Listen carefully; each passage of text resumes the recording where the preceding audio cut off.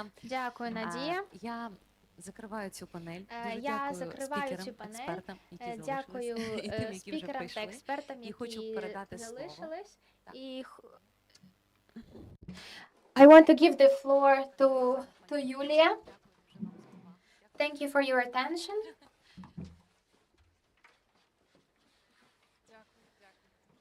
Thank you. Very interesting panels. Thank you, Zarina.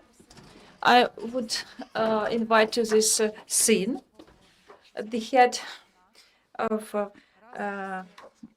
Бурштин, along with Oleg Levchenko.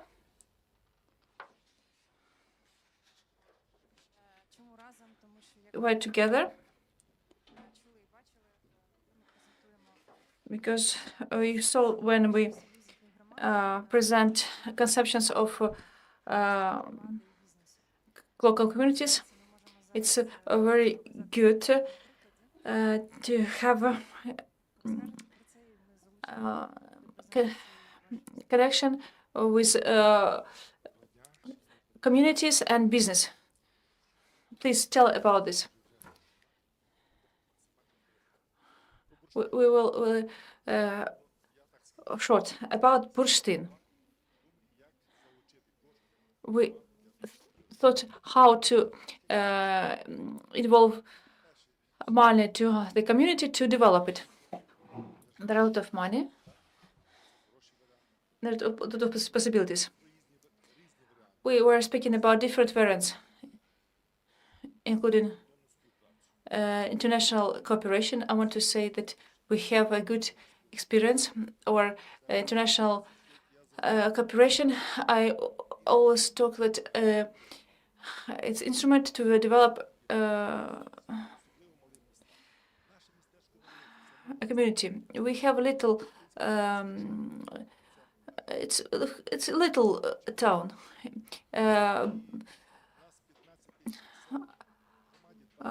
We have power plant, Burштyn.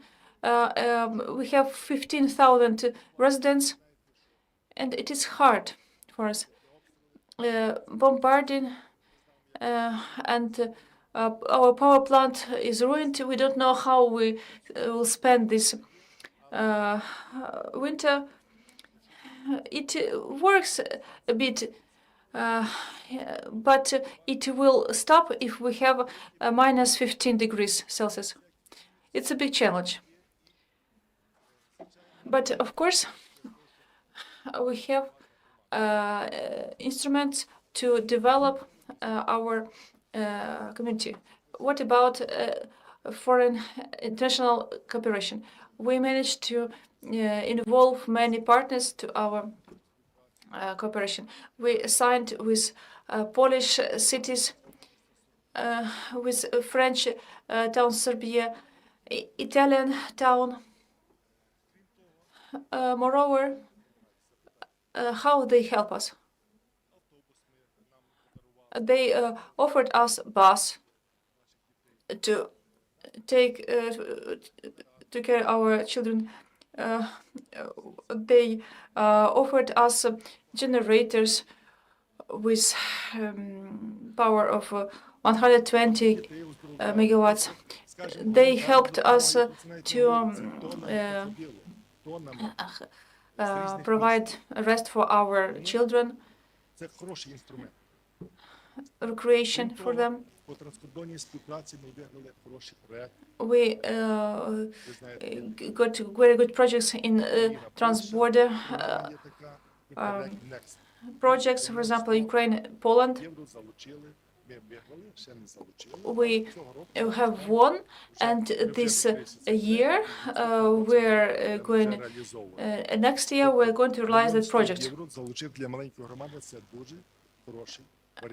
And for little community, 1,100,000 euros is very good for restoration of roads, of buildings. Burштyn is a little town. You know the quantity of population, and we think how to develop the community. It's one of the tools. Second tool, what natural resources we have? We have good resources, as you can. Clay deposits. Especially water resources are very big. I won't stop on every of them, but we can develop all these things. We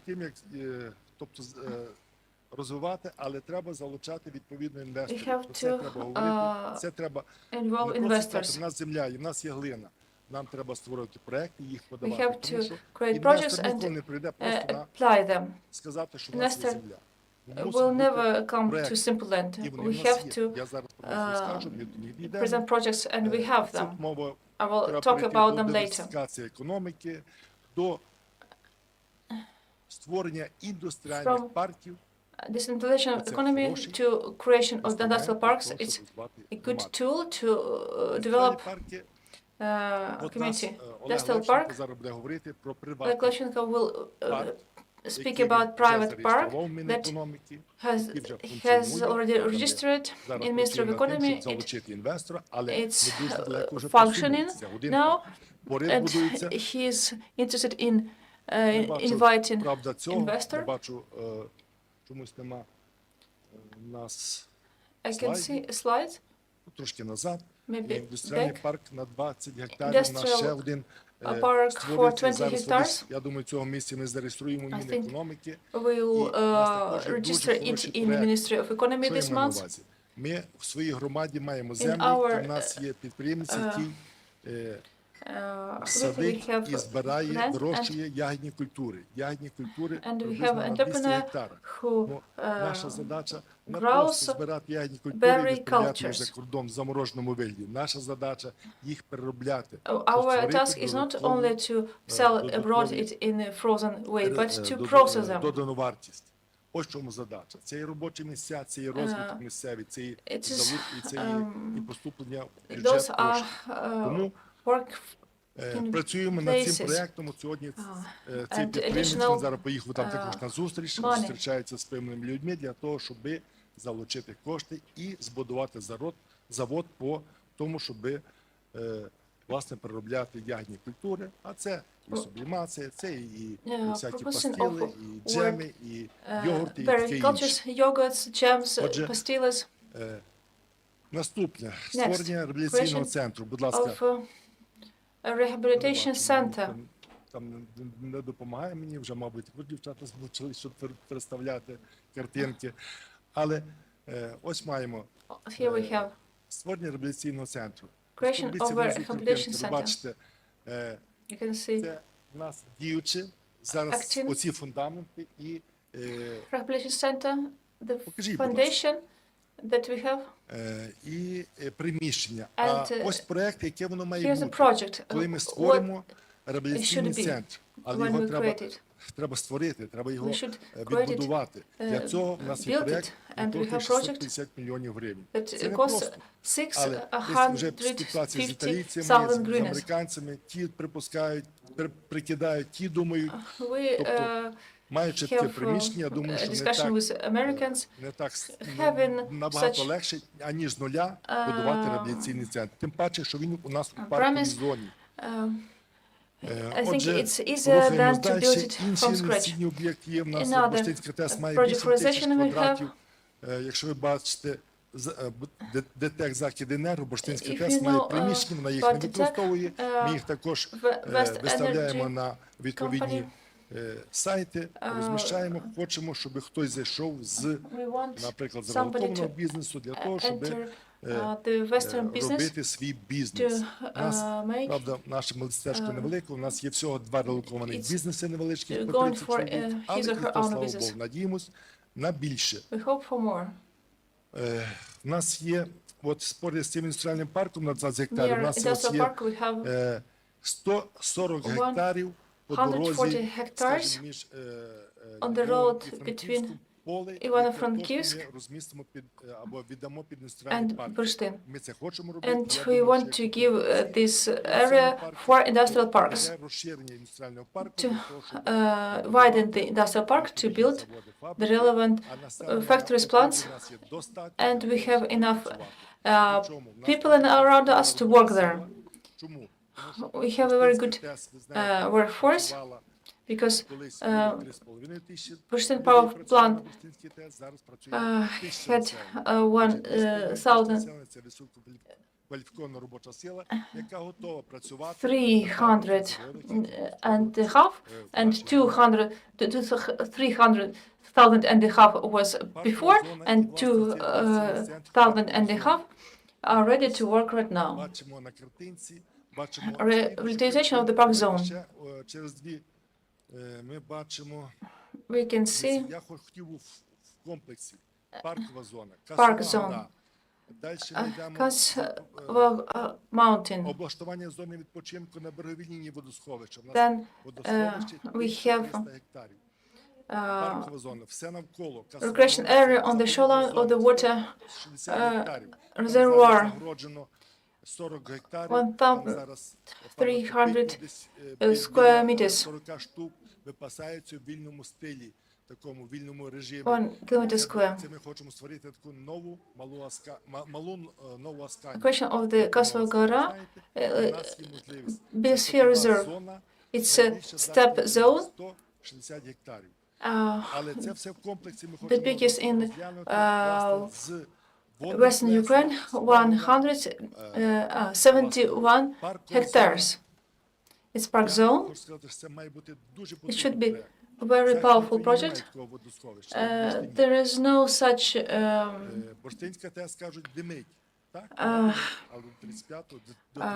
power plant as in Burштyn. It provides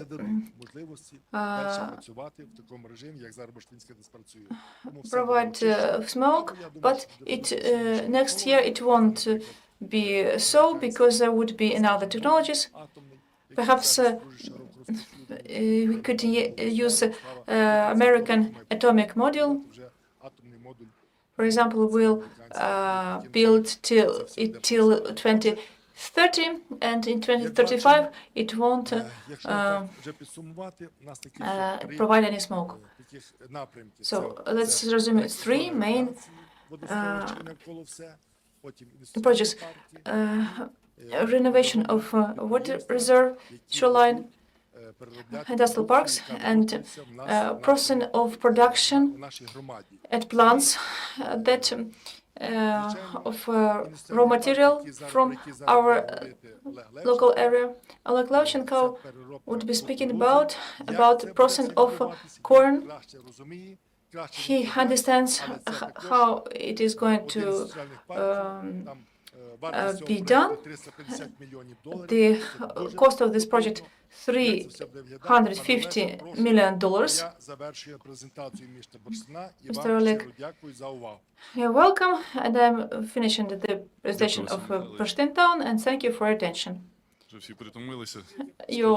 Thank you. You are all tired. I would like to boost your mood.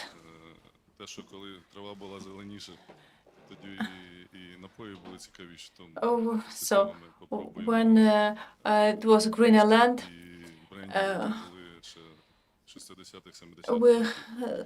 the drinks were better, and we'll try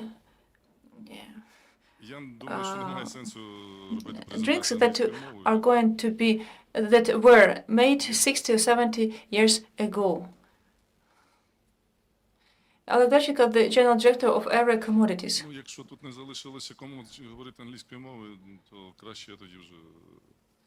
Would it make sense for somebody if I would continue in English? Okay, so that's because the project is oriented especially for the investors from the West. Right. My name is Oleg Lavchenko. I'm Ukrainian. I'm a grain trader since 1998. I am in agriculture since I was born, and this is my major topic in my life. There was a decision to create a project over 15 years ago just for the processing of corn. The idea just to trade corn when Ukraine produced 42 million tons of corn 2021 and exporting 36 million tons makes sense to proceed processing of corn. We have a team, I have partners in the project, and we studied different projects, different products which could be made out of corn. Just for your guidance, out of corn in the world, there are 300,000 products. The 4 clusters: sugars, fungus, pharmaceuticals, etc., etc., etc. So we studied acids. It could be citric acid, which is imported to Europe Union, and it could be lactic acid imported to Europe Union. But the you can see on the diagram the lactic acid market estimates and forecasts by corn will be grown substantially. So what is lactic acid? Lactic acid is the only acid produced by your body. Lactic acid is a product which most of you using every day in the cosmetics, in the food conservation preservatives, and in pharmaceutical. So production of lactic acid in Europe Union is minor compared to import, and the import comes from China. So why did we take the decision to produce lactic acid in Ukraine? Because of corn, because the cheapest corn in the world is Ukraine. And why did we take area in Burштyn? Because Burштyn, the place which we have, so here you can trace the purpose why do we, for which lactic acid used. So why did we take Ivano-Frankivsk, Burштyn region? The first of all is location. Location reflects 120 to 150 kilometers from the border of Romania, Hungary, Slovakia, and Poland. So market is in Europe Union. Precipitation in the region 600-650 millimeters allows to produce enough corn for the project. So in area of 100 kilometers production of corn over 3 million tons. In the project, we see needs for processing 250,000 tons of corn. It also will be priority in the pricing to farmers, because we can pay more, just $5 to $10 higher than traders. I'm a trader, because of the logistics. All the logistics is oriented to Odessa, to seaport. So if you take into consideration delivery of corn from Burштyn, or from Ternopil region, or from Rovno region, to Odessa, that would cost you $35 to $40. So we will have advantage to buy cheaper corn and still granting farmers with better prices. This is a plot of land, is located next west from power station, and location is really good in order of all the aspects of ecology, of water supply. For the plants, we require over 3,500 cubic meters of the water supply per day, because this is fermentation. So how is produced? So you take a corn, you can take a corn from fields, you do not need to dry it. You produce starch milk. Out of starch milk, with the old technology, you produce glucose. From glucose, you receive lactic acid. Then lactic acid, with this cisterns as a liquid, is transporting to Europe Union every day. What have we done already? We have pre-project base done. We have land. We have invested already in the technology. We bought some documentation. We have at the moment, there are 2 technologies in the world. This is old one, where you need to use quite a lot of other acids like sulfur acid and other stuff. So we have already done the pre-project and costs, etc. Unfortunately, I have a partner who at the moment refused to finance the project as it was agreed before, 2 years ago, because of war reasons, and they step aside. So now we are in discussion with IFC, with MHP, and with some other funds. Can you go further?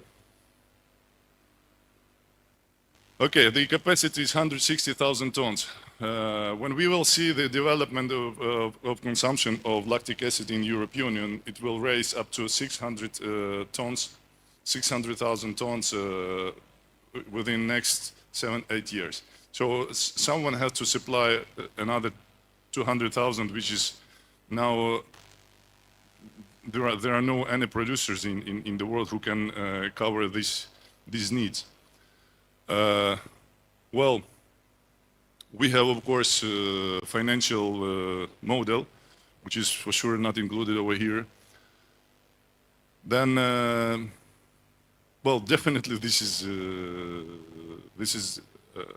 new people, the highly educated people who would have over 500 new job opportunities. Total cost of project, it's approximate at the moment because we still have to proceed feasibility study with the equipment suppliers before to enter the RTB stage. So RTB stage would cost $7 to $7.5 million. Approximately cost, what we have included in the project is 350,000 millions euros. These are funds, yeah, just go back a bit. Next. Okay.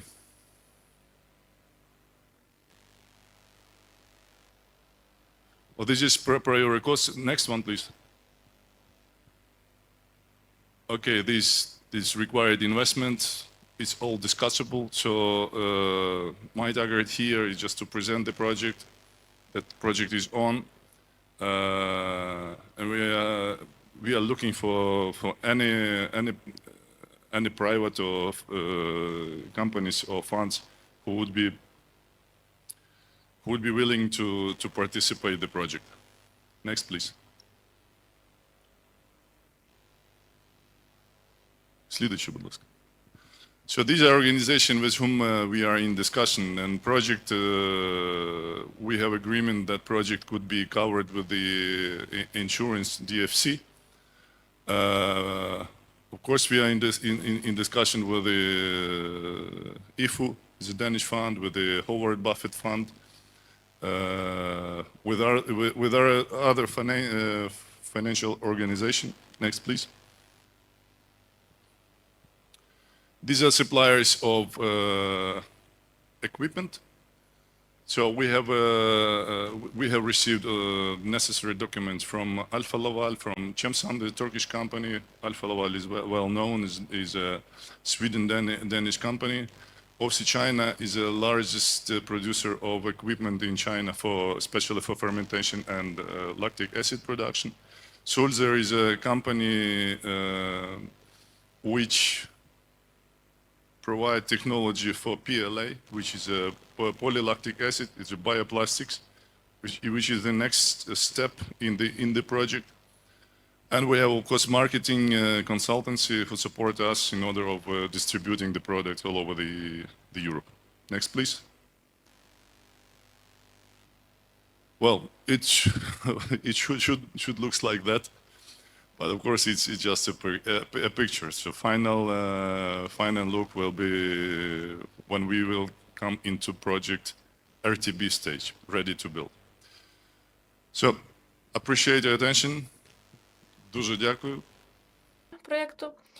Дуже вам дякую за увагу.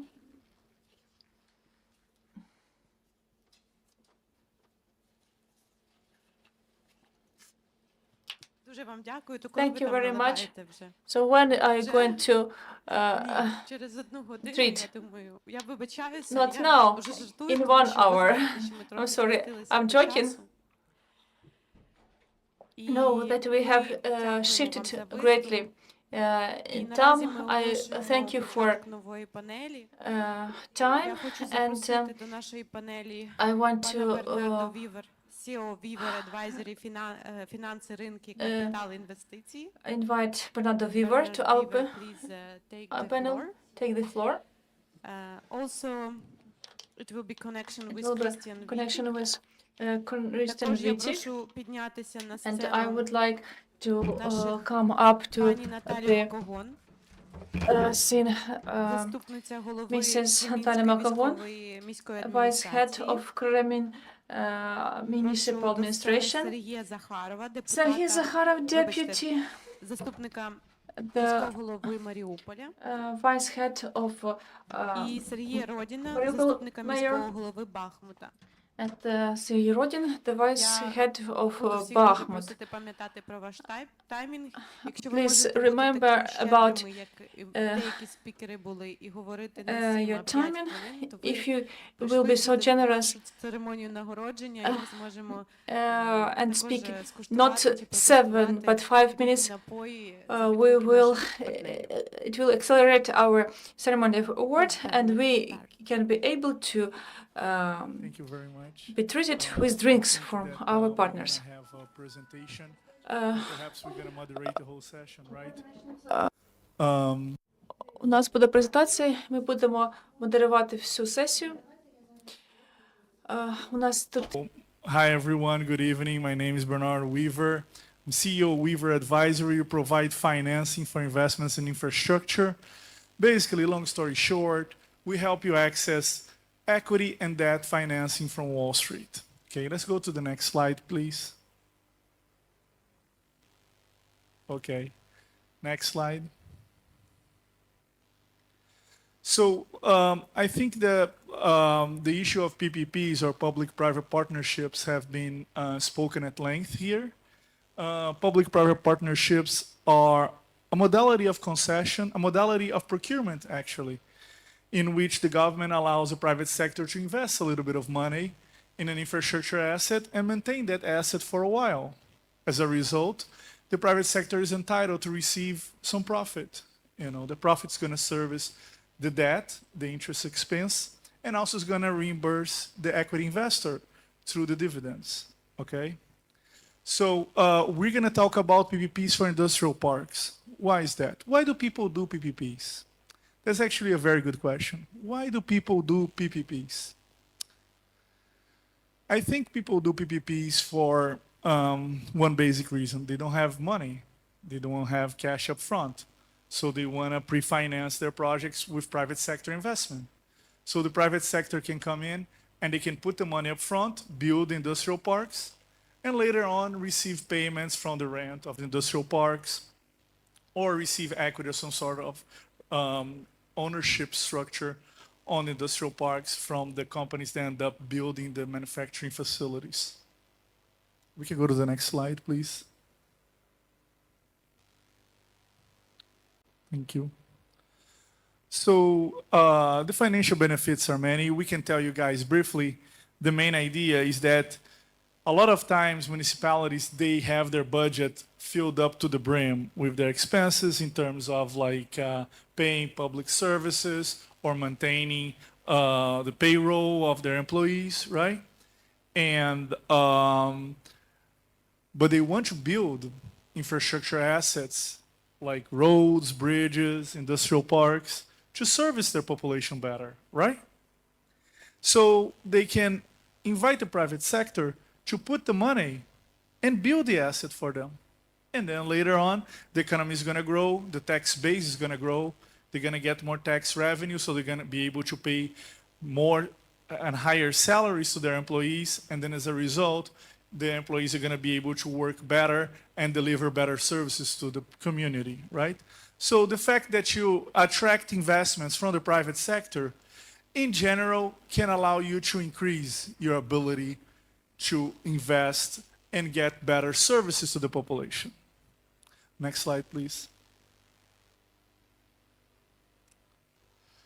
So development banks can help in many ways. They can help advising you the structure of the deal. They can basically teach you how to do this.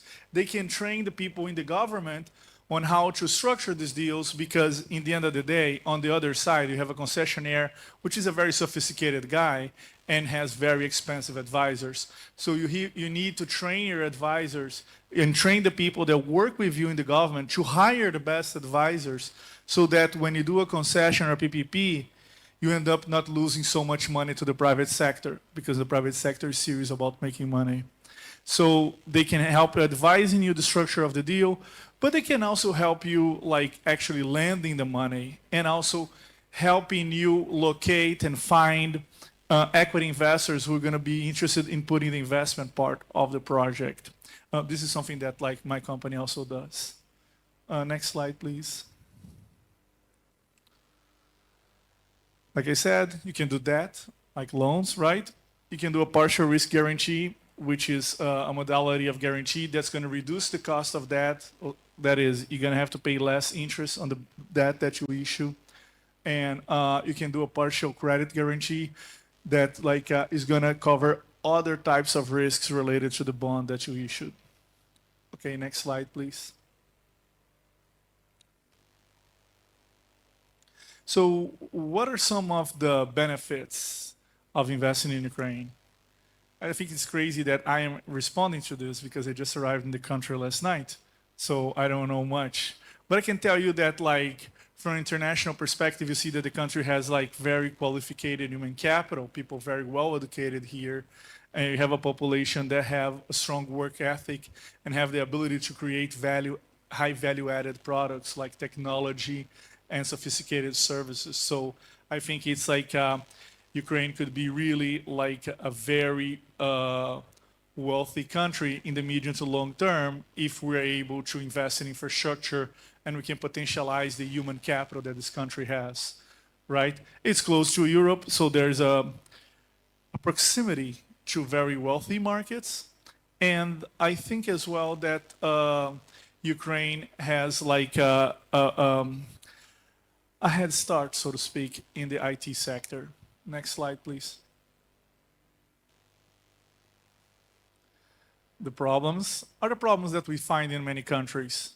There's limited fiscal capacity. That is, the country doesn't have a lot of money.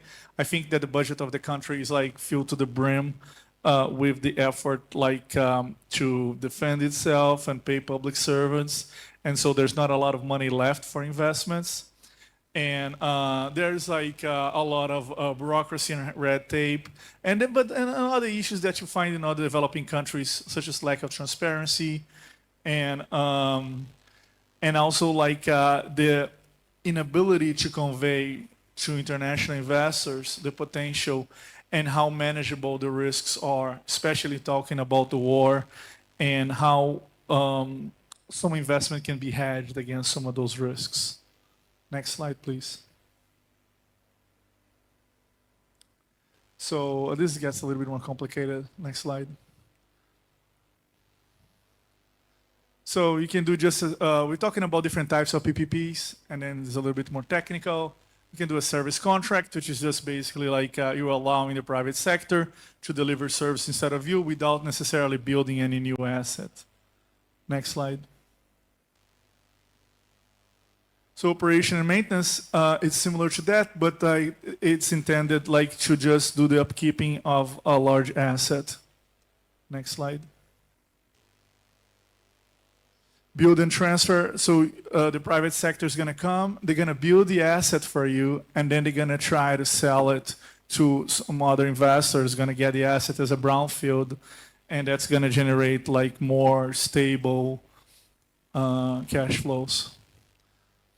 Next slide. Okay, so in this case, the private sector is going to come, they're going to build the asset for you. It can be a road, a power plant, a hospital, a school. They're going to manage it for a while, they're going to operate it, and then later on they're going to sell it to an investor who's going to get the asset in the medium to long term. Next slide, please.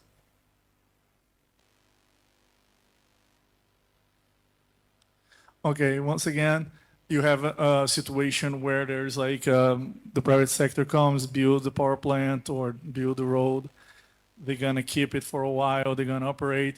The difference here that is going to take a longer period for them to transfer to the private sector. And as a result, the type of cash flows that the private sector is going to get later on down the line is much smaller. Next slide. In this case, the private sector is not going to build the asset. The asset already exists. It's just an old asset they're going to rehabilitate, but it's similar to the other ones. Next slide, please. Next slide is similar to the other case. Privatization. This is something that I like to talk about. A lot of people seem to make a confusion between PPPs and privatization. In a privatization, in very simple terms, is when you have a house and you sell a house. In a PPP, you have a house and then you rent the house. So in the end of the period of your contract, you still have the house. Whereas like in a privatization, you sold the house, and as a result, like you do not have the house in the end of 10, 20, or 30 years, right?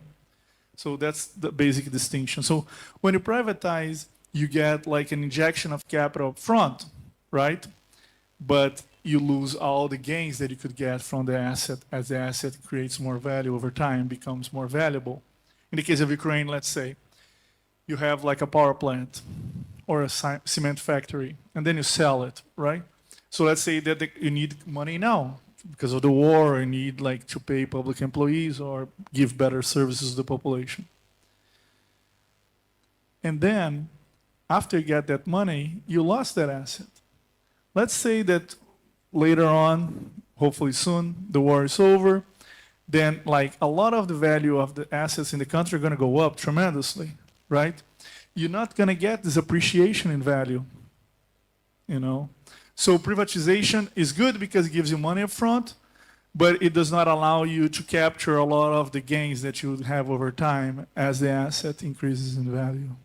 Next slide, please. Okay, so we're going to talk about financial analysis. So if you thought this was boring, now it's going to get an overdrive boring. Next slide. 700. So value for money analysis basically is a financial model that allows you to estimate whether you should do a PPP or public works. Public works is traditional procurement where the government like makes an announcement and hire a company to build the asset. A PPP is a contract where like the private sector is going to build the asset for you, and only after the asset is ready and is providing service to the population, then the government starts making payments. So there's a difference in timing of cash flows. Next slide. Economic analysis look at the social benefit that the asset or the contract is going to give to you. Next slide. PFROM. That's even more complicated. On PFROM analysis is a project fiscal risk assessment model. You're going to analyze and see whether a financial product, a PPP, is going to have a negative impact on your fiscal sustainability of your budget as a government and in your stock of national debt or regional debt if it's like a municipality or a province. Next slide. I think like 7. Okay. Okay, I'm gonna try to do it quick. You're welcome. So contingent liabilities is even a little bit more complicated. Contingent liabilities are financial guarantees that you provide to the concessionaire when you're doing a contract for a PPP. Like, I'll say, a guarantee the currency risk, or a guarantee the risk of war, right? And then you need to price those contingent liabilities in the moment that you're doing this contract. Otherwise, you might get into trouble later on down the line and need to hedge those guarantees by buying financial instruments in international markets. Next slide, please. Okay, contractual framework. Next slide. Next slide, this is too complicated. Okay, so like the PPP project needs to address policy priorities for the country. It cannot be a project that like you decide to make just out of whim, right? And then they should create value for money for the government, otherwise they should do public works. You know, you need to stay within the limits of your fiscal situation as a government, and you need to allocate risk properly and put the private sector where the private sector is better suited to hedge the risks, and the public sector where the public sector can create more value. Next slide, please. Okay, so PPPs are structured at a minimum cost, so you need to create value while you're doing a PPP, and you need to look for efficiency on every contract, otherwise you waste money, and the goal is to create wealth. Next slide. Next slide, we're going to talk about financial modeling. Now it gets quant and complicated. We're going to talk about life cycle cost. It's the capital cost plus operating cost plus maintenance cost, overhead and reconstruction. It's CapEx, OpEx, maintenance, and overhead. Overhead is your margin. You can include your margin in overhead. Next slide. Debt and equity. That is like your fixed income exposure, right? You're going to have to pay interest regardless of what, otherwise the project's going to go belly up. And equity is a variable risk. The advantage that if the project is not profitable, you don't have to pay any dividends. The downside that like usually the project has to service equity much more expensively than that. And as a result, like every dollar that you have in equity is much more expensive than every dollar that you have in terms of debt. I think is the next slide, please. Okay, the NPV is the net present value that the project generates. And I think this is too complicated and boring. And the IRR is the internal rate of return. I think we're good. I think we're good. All right, guys. We don't need any more slides. This is too technical. Thank you so much.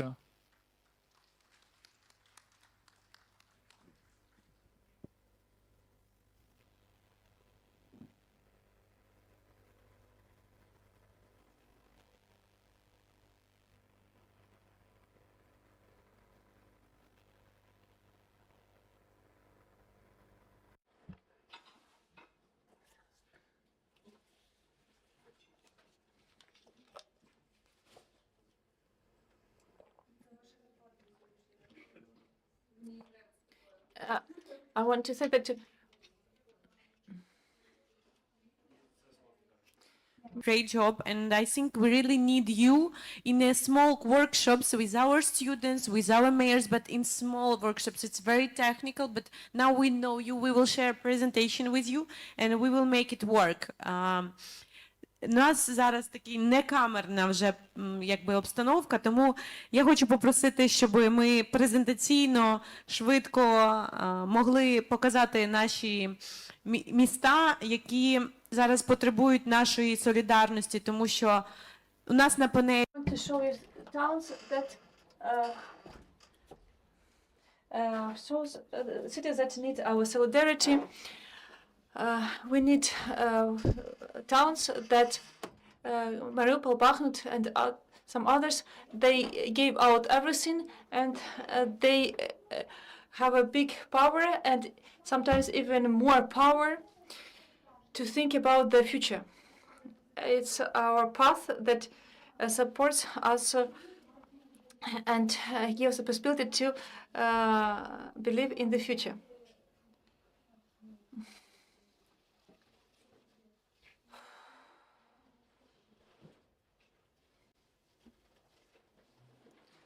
So I can be heard. Can I be standing? Yes. I'll tell. I thank you for organizing of this summit, especially from our communities, about town Kremina. Please, next slide. We were before 2022. Town Kremina is a little community, almost 22,000 of people. I would like to tell about achievements of our. It's in associations of little towns of Ukraine. Among 10 towns in the category of involving investments. And in 2018, it was ranked among the top 5 small but charming cities in Ukraine. And it has many possibilities, but it's in 5 kilometers from the front line. Our city was an oasis of Donbass region. Lands of Donbass. We had a lot of forests, national park, Kremen, Sea, forests, and so on. But on 24th of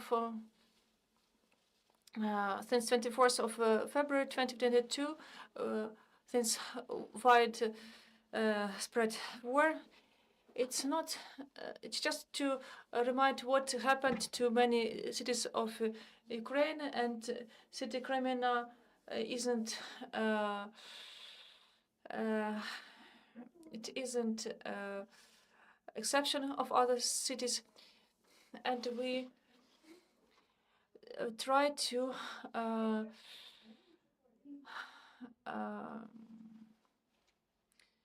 remember it's our pain and loss. It's our forests. They suffer greatly. Unfortunately, on 10th of April, we moved to Rivne.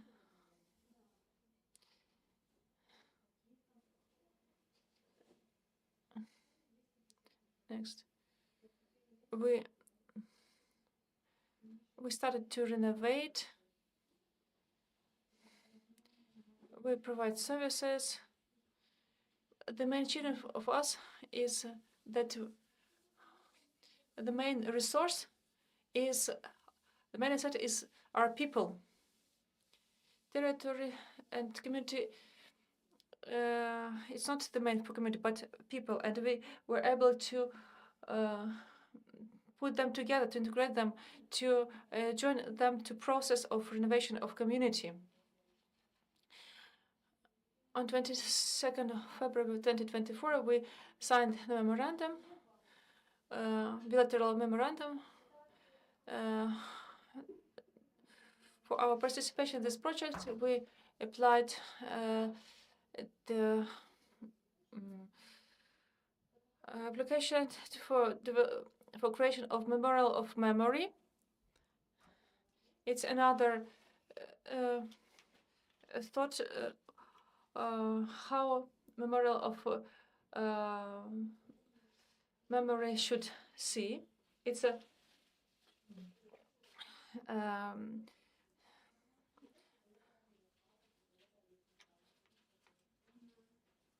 it's a place of staying alone, to feel what was and what we have now. What should we appreciate? We all plan it, and in our Celebransky forest we are going to do it. And also we speak about city and achievement of a goal. We are very glad to cooperate, and there are no borders for achievements, for cooperation, and this time difference was 7 hours at the beginning of the year. Now it's 5 hours between us and Argentina, but it didn't prevent us from cooperation. Please, what we did, we created a work group to hold the renovation and development of renovation project, and we had a big work to informationally involve residents of community, and we have many members from military administration, representative public organization, business, youth, and active community residents, about 52 individuals.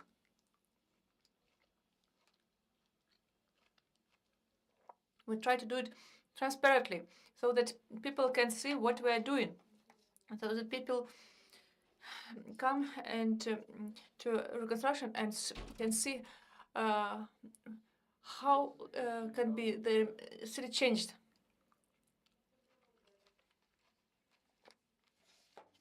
We did a lot of surveys with different questions. How can you see your city? How would you want your city to look like? And majority of people were proud of their nature, beauty and green spaces, quality of clean water. They're proud of sports and playgrounds.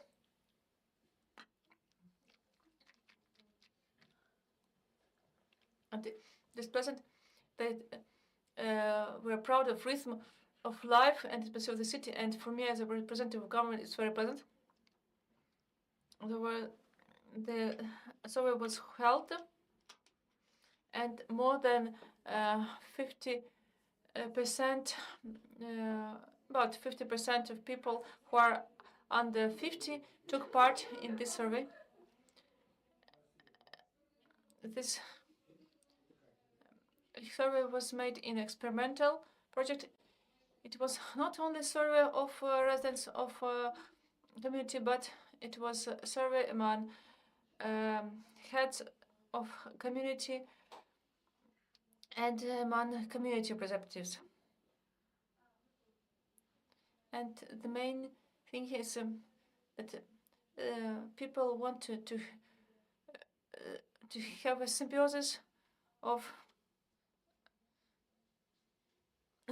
contemporary place maximally combined with nature. For this time, we had 25 meetings, and one in-person meeting have been held. We have prepared 15 maps with a review of Crimea, where can we have shelter zones, business zones, recreation zones, sport zones, roads, and everything we have elaborated for this short period. As I said, we held our meetings where we elaborated how can we see our city town in the future. About our drawings, we try to do that to not to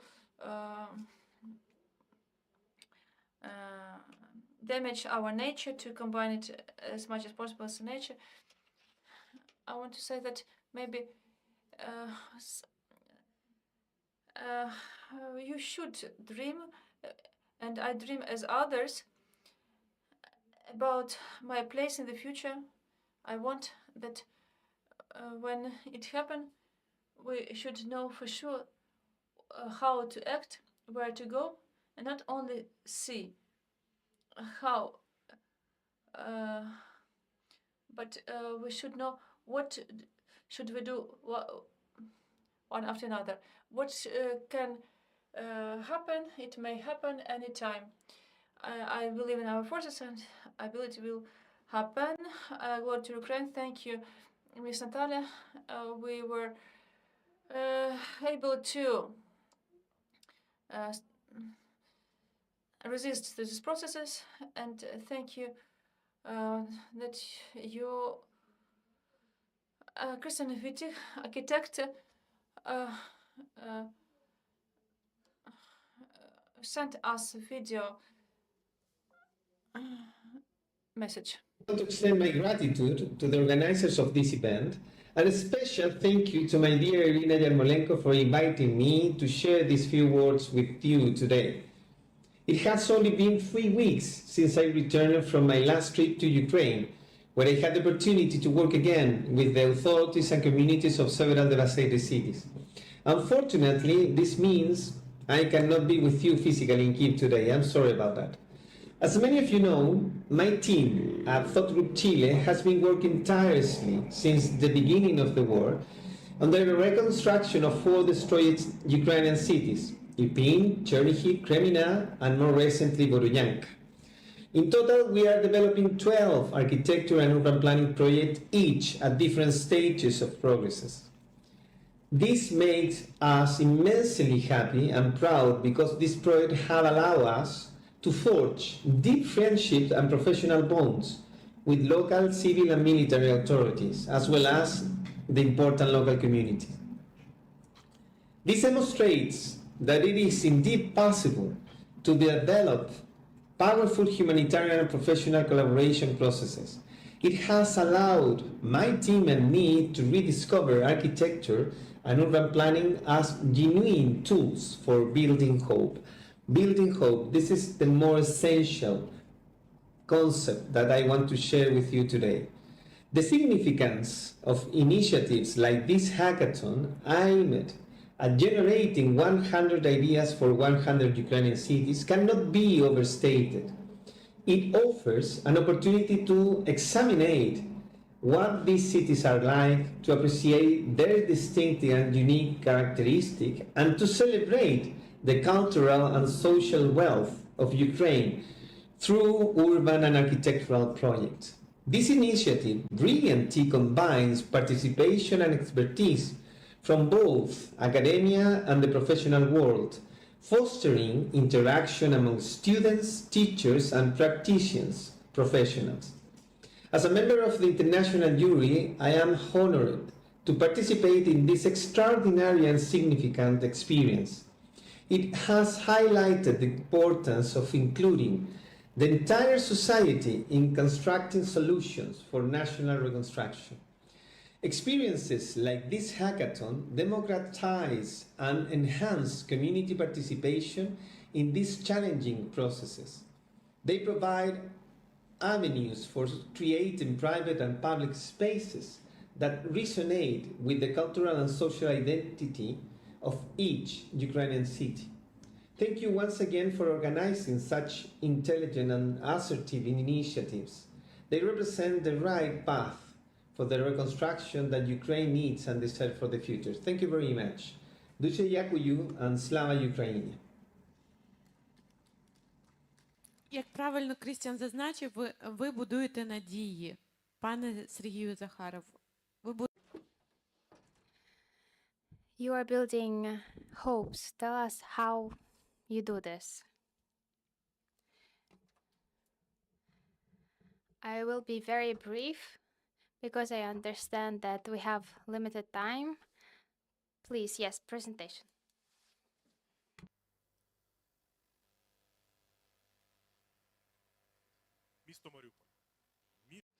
Mariupol city.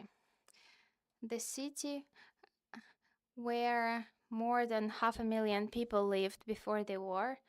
The city is now temporarily occupied, and our Mariupol municipality, we are proud that administration saved the municipality. Now we have 35 points of help, of supporting municipality. And we constantly support citizens and are in contact with them. And we provide them psychological, physical, and so on types of help. Today's topic is urban vision of the special development of the Mariupol, for which our municipality inspired us for.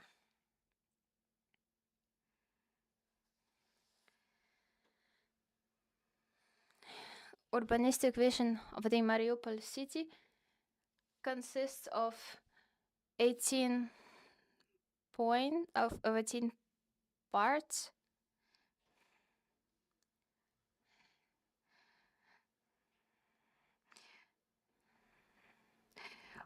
Of course, we want to see our city after we come back.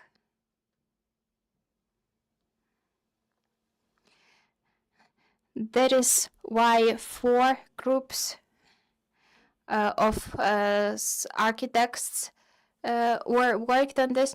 USAID helped us sponsor this, and we created 4 separate visions of Mariupol.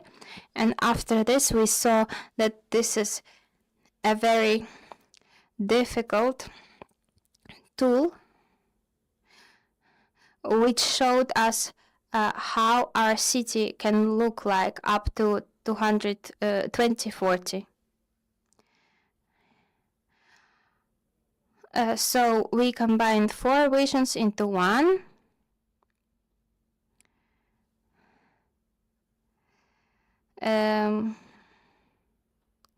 And if being short, this is how kindergartens, how schools will look like.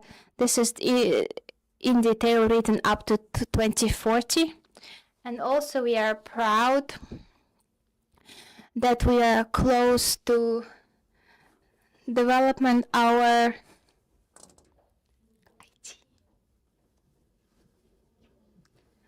and we understand that our citizens need security.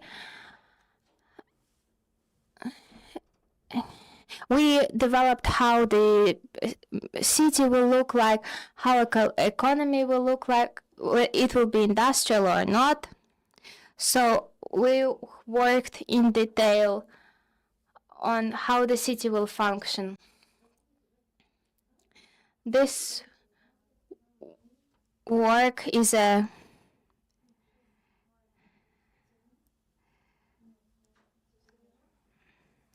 so let's be very briefly.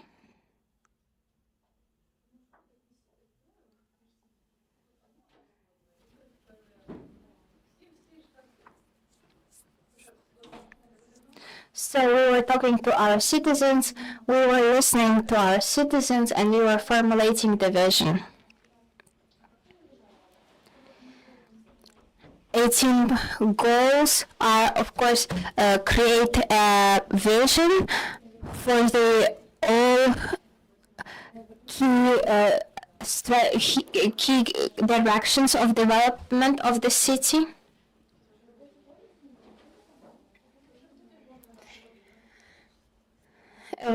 Of course, create an international promotion.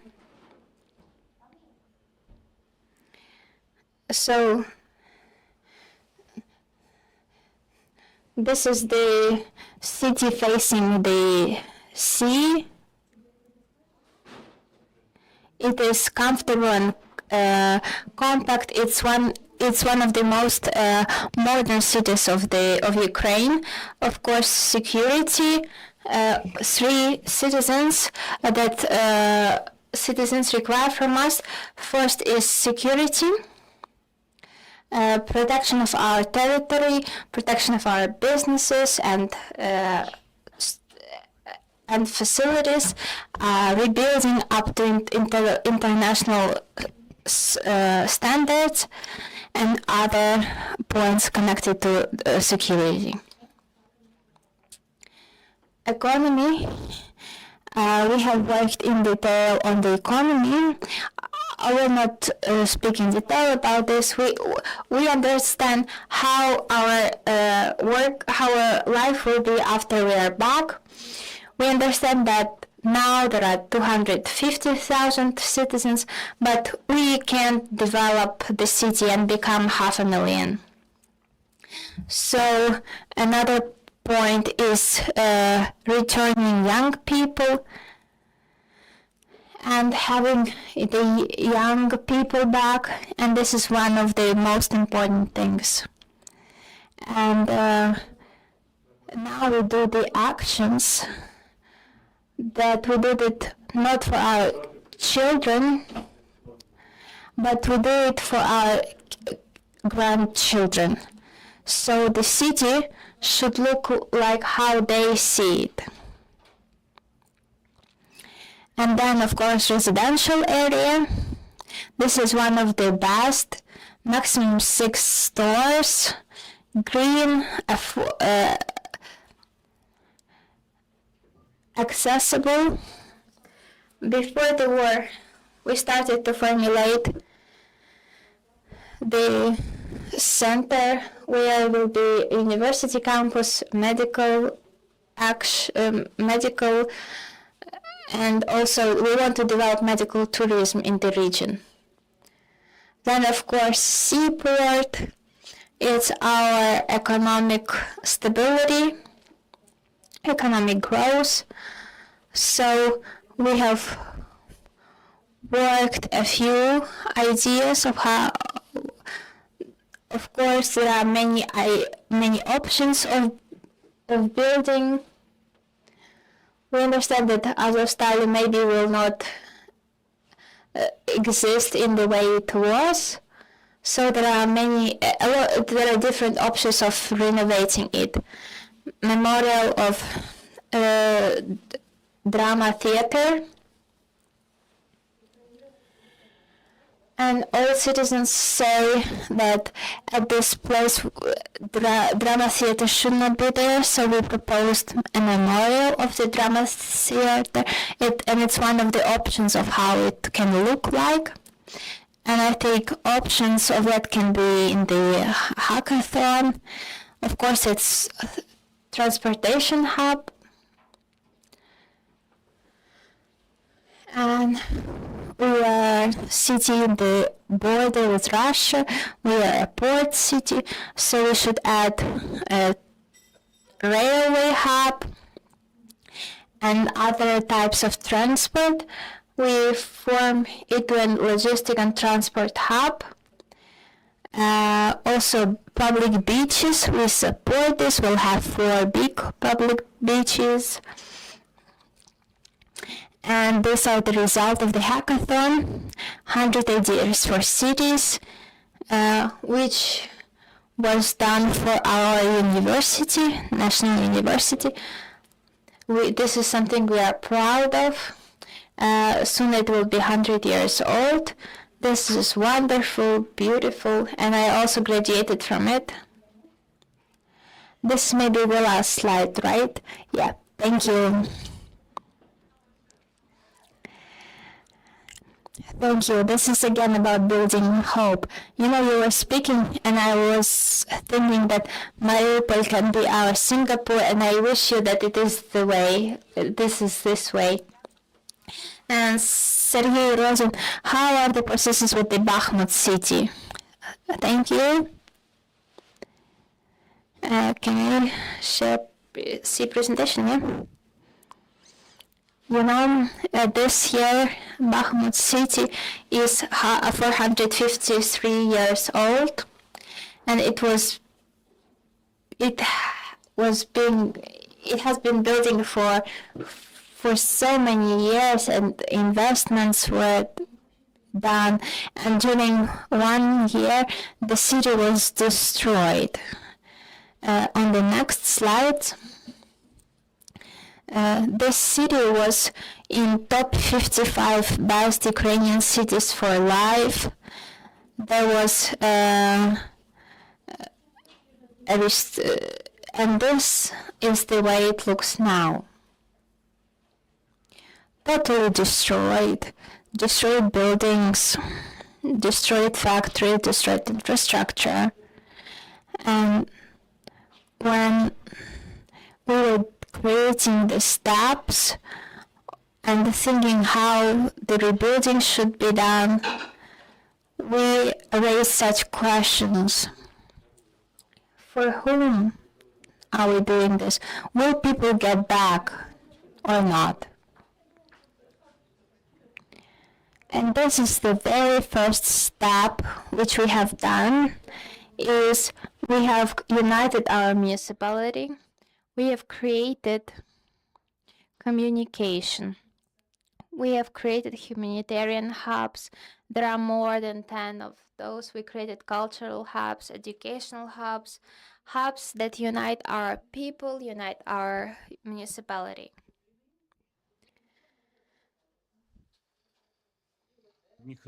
And at some of the events, when organizing some of the events, we have offered our citizens which are now in different cities of Ukraine to bring something that unites and what reminds them of the city. And they brought keys from their destroyed houses and flats. And we have understood that we should do this step 2, developing projects, attracting investments, taking part in the exhibitions and conferences, and thanks to such projects as hackathon, and thanks to the projects of our joint cooperation with MidInvest, these projects allow us to get in contact with donors, with investors, and visualize how we see our city after we come back there.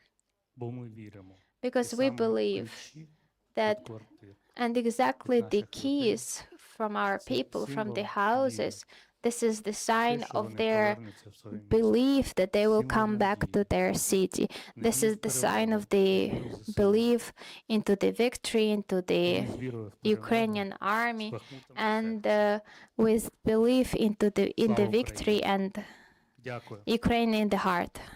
Glory to Ukraine.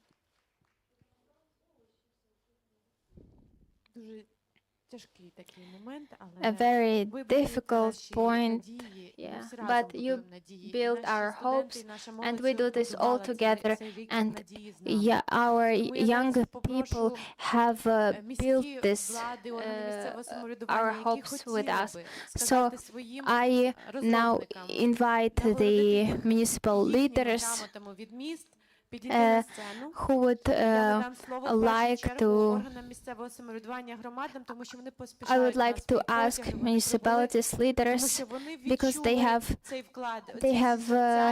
come here to Kyiv and they need to come back home, because everyone who took part did a great job. Great thank you to the ProOn, to the construction of Укрбуд, Молодість, Mayor's Club, Відважні, and many other. And I ask municipal leaders to come to the stage, and I give you your speakers, and you can say a few words and inspire your teams. Всім уже доброго вечора. Good evening. Thank you. I would like to thank organizers of the event, and I am the head of the municipality for the 4th time, and this is not the first and not the last event, but it looks great, and glory to Ukraine.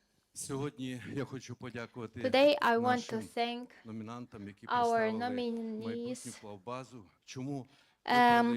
Why we have chosen exactly block base, because recently my secretary, the world winner from Philippines, came back. Представити наше місто невеличке, Дубно, Dubna is a little city. It has 20,000 можу сказати, не забрали, а ми віддали державний бюджет понад 100 мільйонів податку доходу фізичних осіб. Ми вже перерахували на Збройні Сили більше 58 мільйонів і придбали дуже і дуже багато різної техніки, від ребів до самих дронів. Актуально, дуже потрібно. Ми вже почали цей проект втілювати ще до ковіду. Ось ми зробили гарне місце. Слідуючий наступний мав бути момент. Це розширення річки пойми нашої іква, нашого місця Дубно. Сучасний, але, признаюся, до ковіду, мав бути вже реалізований проект по лінії великого будівництва. Це справді плавбаза. Пройшло вже 5 років, ковід, війна, ми будемо його переглядати, проект актуально буде, щось візьмемо разом. Я думаю, що мене сьогодні чують і прислухаються, ми зробимо гарний проект. Але я думаю, всі після перемоги. Слава Україні! І ще раз хочу наших наших проєктантів, так, і організаторів, всіх привітати з гарною такою подією, з гарним таким заходом. І би хотів би, щоб це все відбулося в нашому місті. І всі ви приїхали до нас. Нам уже в наступному році 925. Місто історичне своїми гарними історичними подіями, діями, тому що місто Дубно ніколи не було взято ворогом при всіх епохах і при всіх віках.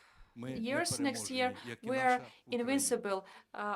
Our city has never been Дубинська міська рада conquered. оголошує подяку Юлії Чуфістовій, виконавчій директорці громадської організації «Клуб мерів», за ініціативність, креативність, інноваційність, творчий підхід та вагомий внесок у розвиток громади, який сприяє створенню комфортних і сучасних урбаністичних просторів, за активну та плідну співпрацю з Дубинською міською територіальною громадою, високий професіоналізм та надійне партнерство в рамках проєкту «Хакатон. 100 ідей для міст». Пані Юлія підійде, ми її передамо. When пані Юлія comes up, we will give your нагороджується Ірина appraisal and Ірина Ярмоленко, інновацій та реконструкції для суспільства АРС. The director of renovation of IRS. Thank you very much. Let's have a common photo.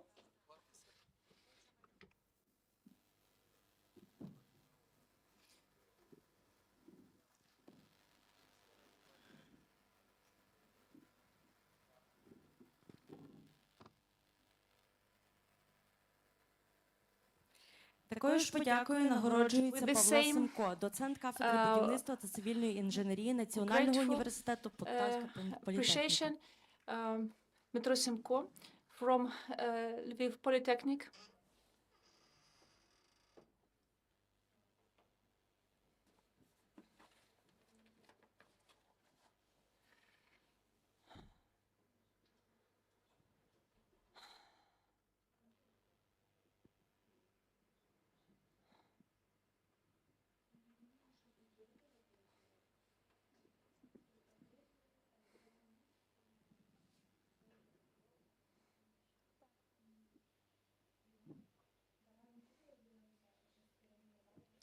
Такою ж подякою нагороджується Поліна Остапенко, студентка Національного університету Полтавська політехніка імені Юрія Кондратюка. Поліна Остапенко from university named after Kondratyuk.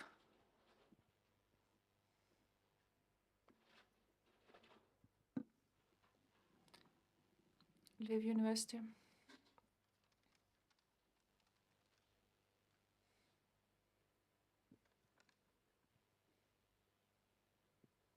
Дякую. Thank you. Скажіть, будь ласка, чи в нас ще є міські ради, які планують передати вітання своїм командам? Будь ласка. Local communities that want to pass their що наша сесія – це сесія messages to голів, нинішня сесія або their заступників, teams. тому, It's a session of mayors and Доброго вечора і слава Україні. Good evening and glory to Ukraine. Я Олег Чернічук, перший заступник Кодимського міського голови, разом з Альоною Медведєвою, начальником відділу економічного розвитку та інвестицій Кодимської міської ради. Наша громада молода, створена на останніх місцевих виборах у 2020 році, у грудні місяці.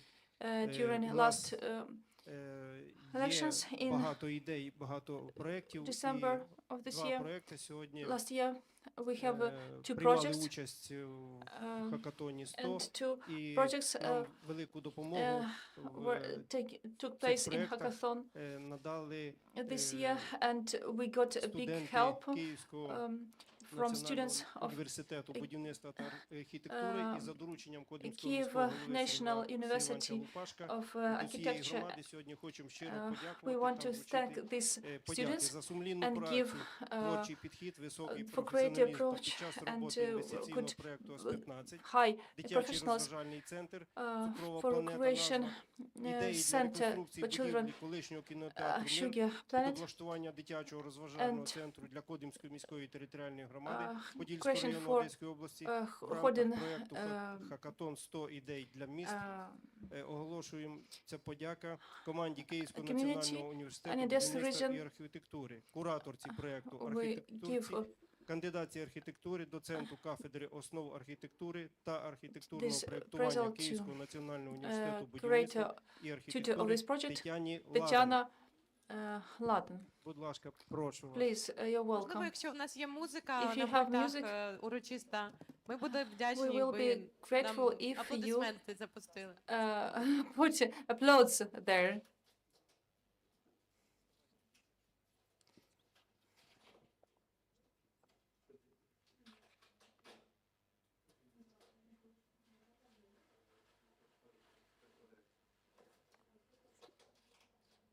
Дякуємо, ми вас Thank you. вітаємо.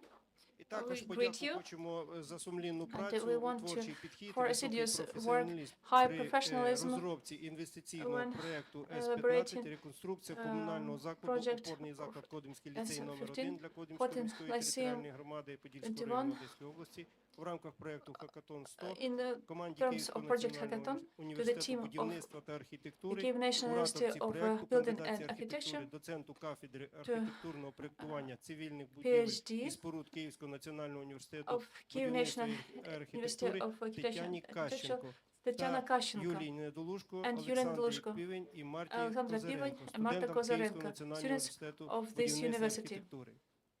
Прошу, будь ласка. Please, you're welcome.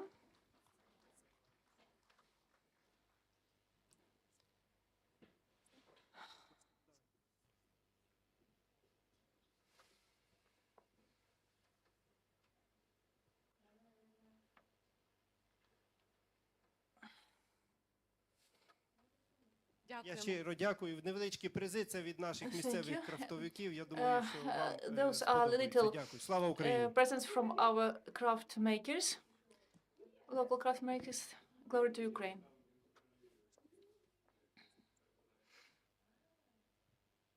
Вітаю, колеги. Мене Thank you, звуть colleagues. My Валерій. Я name is представляю Valery. Ананівську міську територіальну громаду represent Подільського району Одеської області. Nanivska Я перший заступник community. міського голови. І маю And честь I'm vice head of подякувати the local організаторам head хакатону. community. I'm very Звичайно grateful ж, to нашому organizer Київському of національному hackathon, інституту культури, будівництва і архітектури. to our За те, що наші Kyiv студенти National зробили нам University чудовий of проект.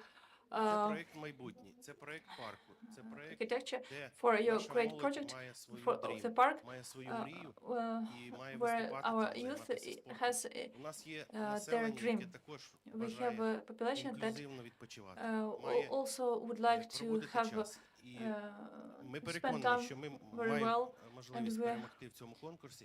І від міського sure голови that я we маю have честь possibility вручити to подяки і деякі цінні подарунки. we can win in this contest, and I would like to give gratitudes. Подяка оголошується Gratitude to архітектору architecture Лобанчиковій Катерині, Катерина учаснику команди Банчикова, «Архітектоніка», за активну member of особисту the участь у part підготовці і of презентації team, проекту «Реконструкція та благоустрій ландшафтного парку for the парку part міста Ананіва» of зі спортивними і розважальними зонами для участі у всеукраїнському project архітектурному reconstruction хакатоні for 100 ідей для міста. park Я in спеціально Ananya. написав архітектору, тому що ці I студенти вже wrote вже to справжні architect архітектори. because the students are real architects. Thank you.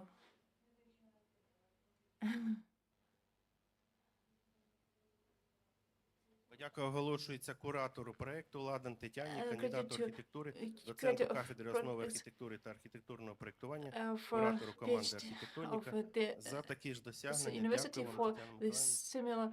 similar Ви вже наш друг і achievements. наш You are our товариш. friend.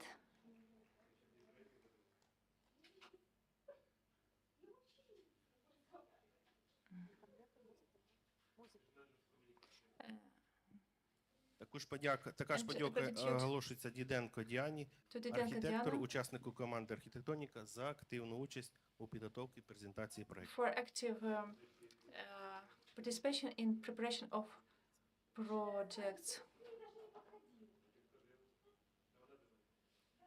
І ще один архітектор And нашої one more команди – це Луцик architect, Владислав. In Будь ласка, our team, Луцик Владиславе, Владислав. дякую вам Владислав, також за ваші we thank you for креативні your і creative дуже сучасні рішення. and very modern decisions. А ще в мене є And одне I have цікавий some подарунок від автора more.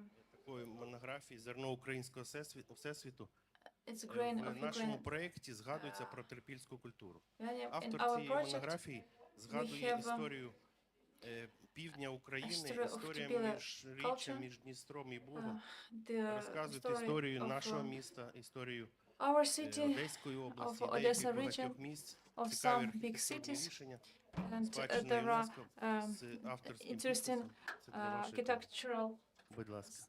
decisions. It's for your Ну і сам проект use. для пам'яті. And В цій презентації. Дякую вам. presentations Хочете also сфотографуватись remember. там? Будь ласка, If проходьте. you want to take Може, photo там there, проект? go there and take photo.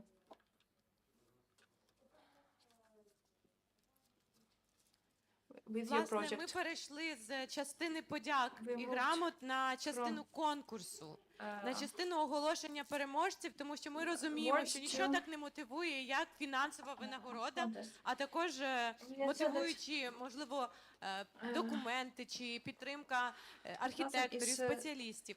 І для нас надзвичайно велика підтримка надходила з проєкту про ООН з розвитку.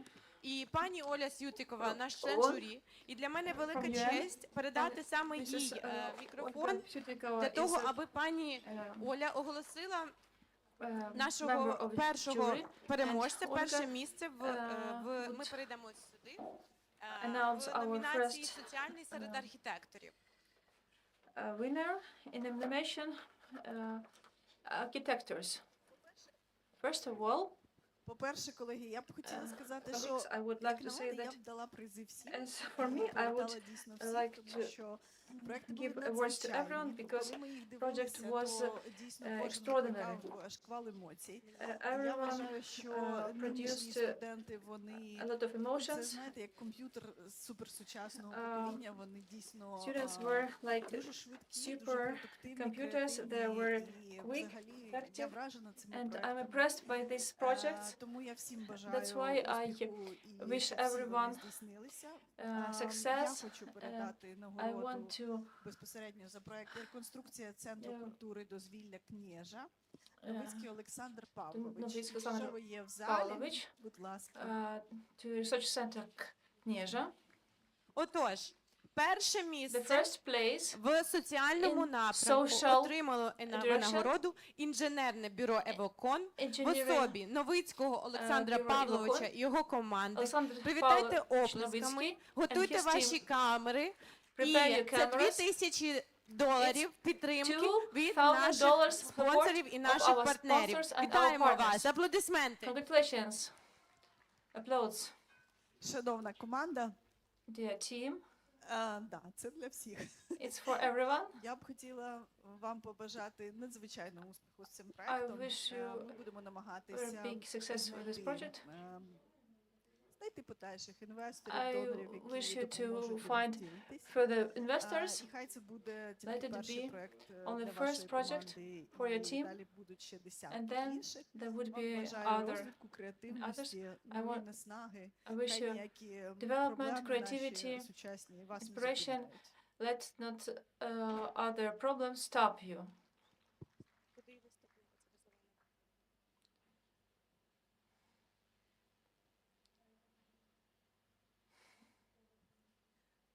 Так, наступний проект, Next він project мені взагалі дуже зайшов. It's Я very їх пам'ятаю good. чудово. I like it. Веслувальна база, дитячо-юнацька спортивна школа. Остапенка Поліна. Children's school Веслувальна база for дитячо-юнацької спортивної школи, Національний університет, National Полтавська University, політехніка імені Полтава політехніка. Юрія Кондратюка. polytechnics named after $1500 для вашої мотивації Кондратюк. здійснення, щоб ПКД був наступного разу. Ви надзвичайні. $500 І for you хай to вам create щастить. this Залучайте sports school for можливо, ваших rowing. колег до того, щоб вони вам допомагали в подальшому Let your розвитку. colleagues help you. І in your further development. Для мене And це Poltava region, відгукується чимось дуже особистим, it's тому що у very нас там зараз special for величезний us хаб. because we Я have a бажаю great hub розвитку there. Полтавщині. Я вважаю, що там I не think початий that край роботи and для the водних ресурсів, development of для Poltava красивих region, спортивних баз, we have для річок. Так що у вас все попереду. a big potential for development of sport projects.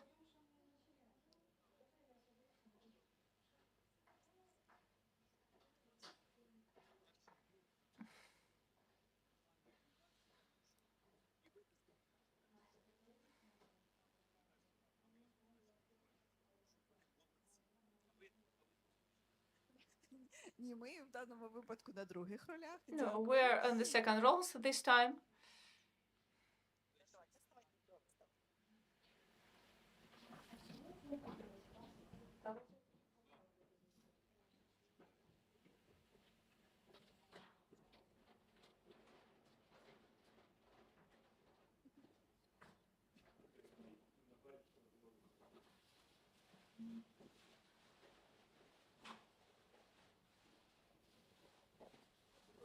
Дякуємо. Thank you, Аплодисменти thank вам. you. Applause for you.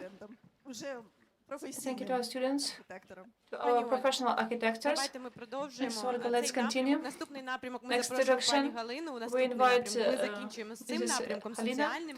We У нас finished with наразі social йде друге education. місце. Now there is Соціальні second будівлі для переміщених осіб та соціально незахищених place верств населення. for Разом безпечно. internally Національний університет Львівська політехніка. displaced Будь ласка. people. Національний університет Львівська політехніка.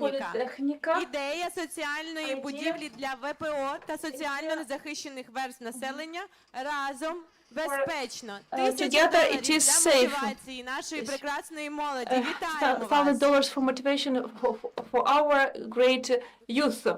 I congratulate you.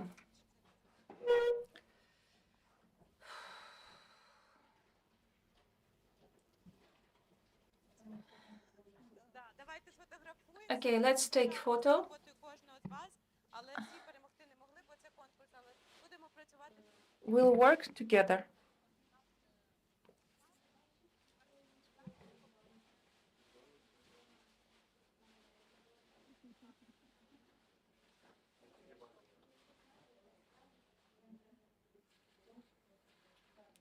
It's very important. Thank you. So, as you remember, we spoke that innovation and reconstruction for society mobilize this contest, and next week we are going to sign отримання цієї нагороди. treaties Наразі ми to переходимо до get this наступного, до award. соціального напрямку, We проте move все to ж є приз social симпатії пані Ольга. direction. Для вас It's це prize чуттєво, of ми б sympathies. хотіли, щоб ви історично розповіли.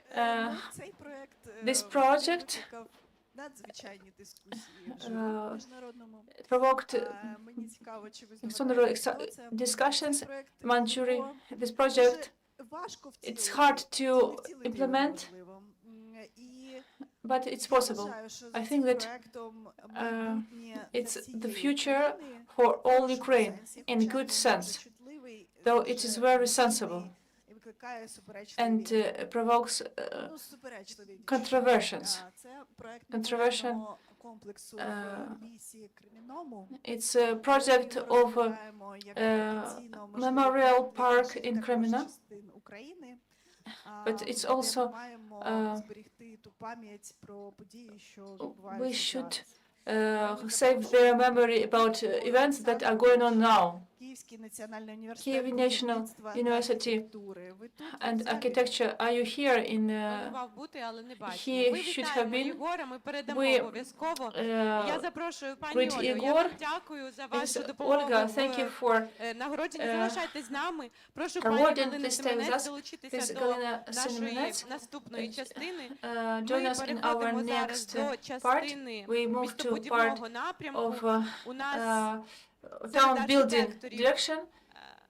серед Among архітекторів architectors, одне we призове have місце. one prize place. Перенеслося в that moved інший напрямок into містобудівний громадський. Поясню, чому це рішення в another журі, direction. тому що не було змагання. За цьому напрямку для архітекторів And it було лише wasn't кілька учасників competition, і не було рівності and змагання. Тому, there was no щоб equality створити of рівні умови, ми competition. перенесли і We об'єднали moved для it архітекторів. Тому наразі в to містобудівному another. напрямку So є in, лише перше і друге місце we для have only студентів. one and І two пані second Галино, place for прошу вас students in my town озвучити building наших direction. переможців. Please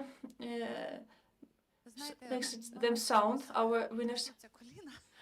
I have my knees and trembling. It's extremely responsible mission to announce winners.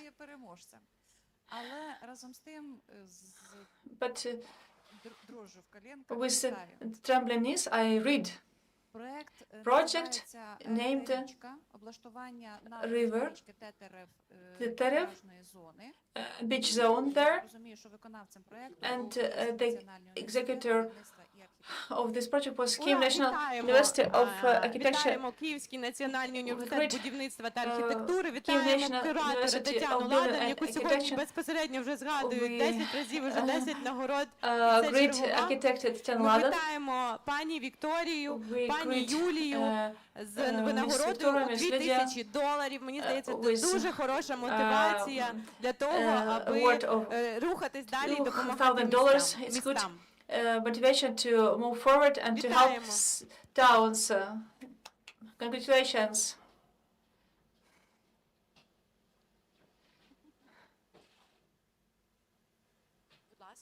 Thank you. Who is main among you?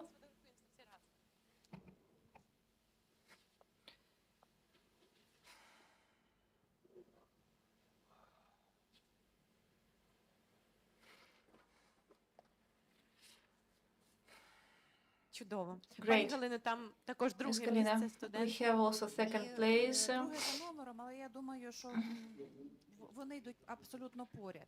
Це проект парк спортивний. Together, Теж they're all виконав together. Київський національний університет будівництва і архітектури. Парк спортивний. Київський Park національний Sporting. університет Kyiv будівництва National та Team. архітектури. Тетяна Ладан, Тетяна куратор. Ладан.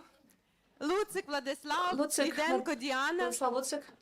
Тетяна Діденко. Лобанчикова Карина. Будь Карина ласка. Лопанчикова. Please. Вітаємо вас. My congratulations. Вітаємо вас. $1500, хороший старт для того, аби $1,000 and мотивувати a інших half. ваших It's колег very good здійснювати start проекти. to motivate your other colleagues to perform their projects.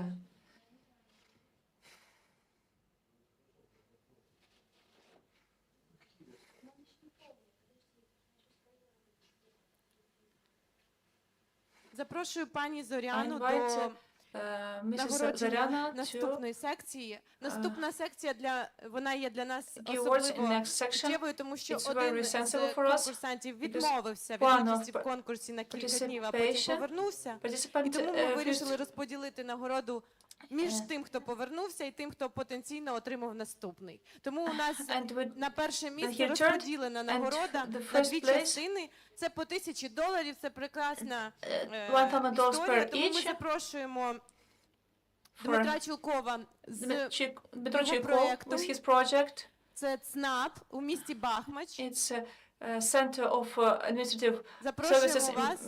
in town Bakhmach. We invite you. And Вітаємо вас. Person Зараз who ви скажете, вас succeeded. не чутно, дамо мікрофон. And after him, Доброго вечора всім. good evening to everyone. Я не Дмитро, я Олександр. I'm Alexander, not Dmitro.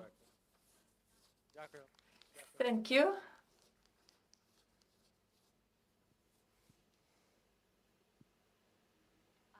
Перше місце. The first place, Реабілітаційно-спортивний комплекс. rehabilitation sport Примак Дар'я Ігорівна. center in Poltava city.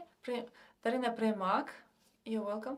Примак Дар'я Ігорівна сьогодні Дар'я не присутня. Primak isn't Але present today, $1000 буде надіслана і but пані Примак, і she пану Дмитру will Чулкову. get $1,000 Тому and ми вітаємо команди. Mr. Alexander Chuko also will get $1,000. We create teams will render you this.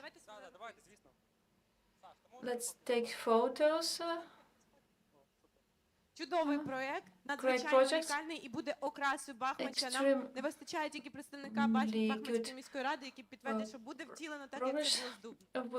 Miss at the head of Bakhmach, head of community, to confirm that this project will be realized.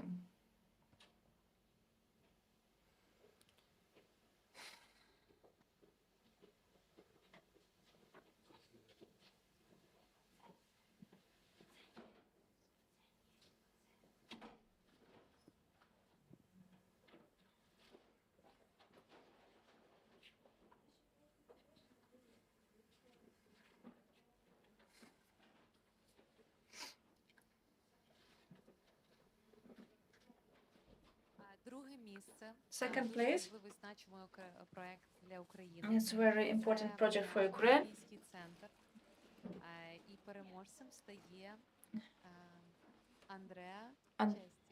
Андреа за кураторства нашого професора з Міланської політехніки, пана Франко. Це Олімпійський центр, який ви можете побачити для підготовки параолімпійських чемпіонів, а також для реабілітації. Цей проєкт, він у нас розміщений з правого боку.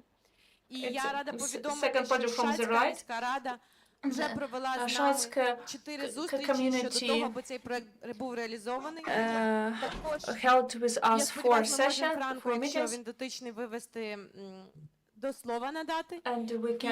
І також ми спілкувалися з нашими американськими колегами щодо потенційної допомоги в пошуку рішень по фінансових питань і сьогодні на саміті, і також є певні надії. Тобто ми хочемо сказати, що дуже важливо підчити свої проекти, просувати і так далі. It's very important to У нас є змога вивести на екран? do we have possibility to put to screen Franco Paglabu? To congratulate you with this amazing project, which Hiroki said that it's one of the innovation projects for not only Ukraine but also for all over the world. Congratulations. Thank you so much. It's not so much, but it's $1,000 for you, for your support. This is not a matter because we are very honored to receive this prize. And me and our team would like to thank you, the jury and all the people that works from months to the reconstruction for Ukraine and for hackathon, Irina above all. We think that the question to give an opportunity to be active in everyday life for the people affected directly by the war from psychological and physical point of view would be one of the most important issues of the close future of your country. Many of the people affected by the war are passive and innocent victims of the war. Many of them are heroes of Ukrainian defense. And our point of view is to give them another opportunity to be protagonists in your country. It's not just a question of healing wounds, but of demonstrating that they should be able to give something to other citizens. For this reason, the Paralympic Center will not be a closed, protected place, but a beautiful open place where athletes will be able to carry out sporting activities, but also they could be a center for tourists, a full civic center full of interesting activities where they can spend one or more days in harmony with nature. That's the idea of transforming a possible weakness into a strength. The idea of the project is very simple. It's a ground floor building that allows accessibility for all users, characterized on the outside by the set of long sinusoidal green dunes that embrace the sport fields. These are partially molded, use the ground of excavation. And this solution is simple and effective for every kind of competition, of course, from the sport point of view. But the task of the Green Dunes is to generate for people with disabilities a connection path at the high panoramic level, plus 3.5 meters, which allows them to gain a complete overview of the lake landscape. And finally, the walking path crossed the water line, reaching the pier that is a starting line for the sport water competition. So we cannot see the images, I think, but just to explain that the Sport Paralympic Center has all the function that needs. But what is important for us to say to say to you today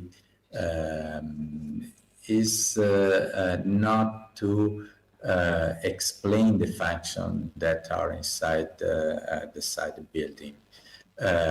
We can see sport fields and a sport hall, conference center, and so on. But the idea it's not only functional but poetical. I don't think that we have to speak about the function Thank you very much. today. It's we're very honored to have this project, and we understand that you are in solidarity. Thank you very much. We keep in touch. We will consider to have as soon as possible next stage with you, with the mayor, and with the other organization. Thank you very much. Okay, thank you to you. Bye-bye. Bye-bye. Bye-bye. Thank you. А тепер ми переходимо до номінацій у Now we pass to nominations громадській просторі, of але розроблені командами студентів. І перше місце public отримує spaces. проект The first place реконструкції існуючої goes to котельні project у багатофункціональний спортивний комплекс.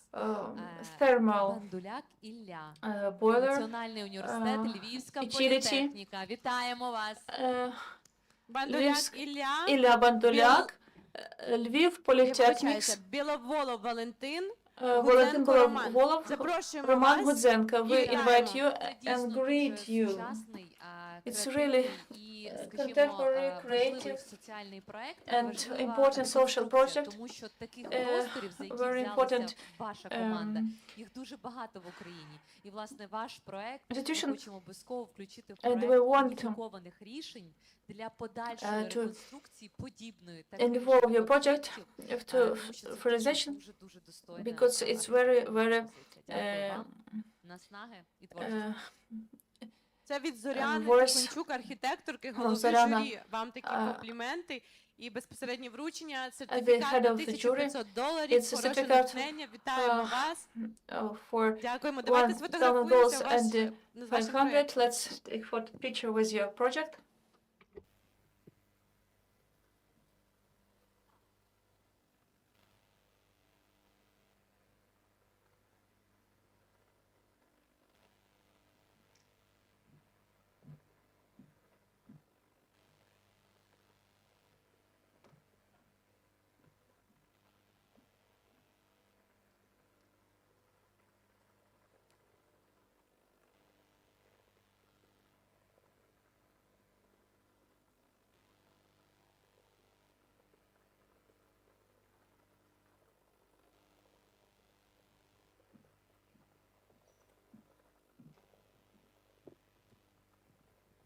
Так, отже, в цій категорії громадський простор, розроблені студентами, друге місце отримує Second place рекреаційно-спортивний реабілітаційний простір для rehabilitation військових space та цивільних. for military Команда, and civil.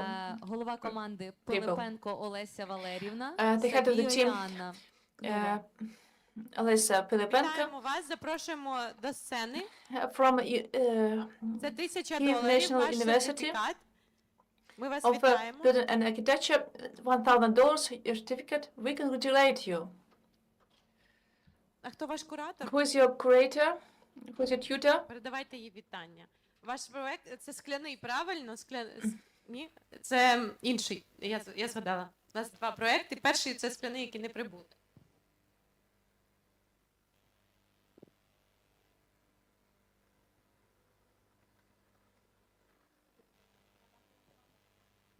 Дякую вам. Власне, на цьому всі наші можливі потенційні спонсорські ресурси закінчилися. Ми би нагороджували так до кінця, але у нас є грамоти, і ми радо хочемо їх всіх вам передати. І сподіваємося, що наступного разу ви продовжите участь у різноманітних конкурсах, тому що ви молодь, це майбутнє нашої держави, майбутнє нашої державності і наших міст. Ви створюєте ці простори разом, щоб в них проживати. Тому я попрошу вас, пані Аліно, передавати кожну папку. Я буду нагороджувати, і ті, хто на місці, будуть отримувати свої грамоти. Але, на жаль, вони не будуть підтверджені фінансовою сертифікацією, проте ми вас знову ж таки мотивуємо рухатись далі. Це лише один із конкурсів, а життя це і кожен день це постійний компетішн, конкурс, змагання. І наступного року буде або разу краще. Київський національний університет будівництва і архітектури, проєкт «Дощовий парк». Нагороджується Федорченко Анна. Далі. Вітаємо. Смілянець Катерина, Київський національний університет будівництва і архітектури, проєкт «Вітрила».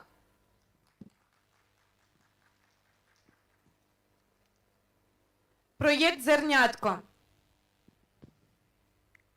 Вітаємо. Проєкт відновлення школи, веслувальна база дитячо-юнацької спортивної школи, Новосад Віталій.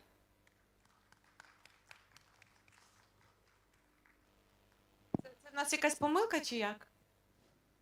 Ми вам віддамо все одно сертифікат, бо ви багато працюєте, ви щодня мені телефонуєте, ми вже з вами як рідні. Тому ви просто заслуговуєте на нашу відмітку. Дякуємо вам.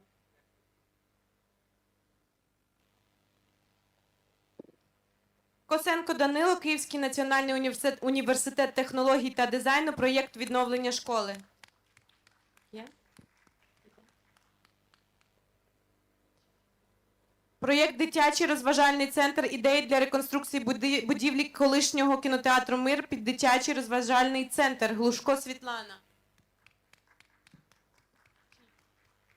Світлана? Снігур Владислав, проєкт «Центральна площа». Передивіться, чи це ваше. «Центральна площа селища Іванків» за мотивами творів Марії Примаченко.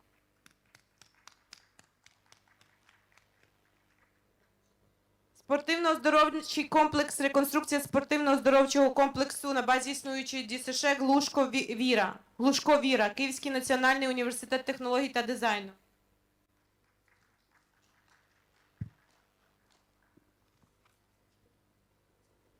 Глушко Віри немає. Є? Передавайте тоді, Вікторії, будь ласка. Чернічук Олег, проєкт «Цукрова планета».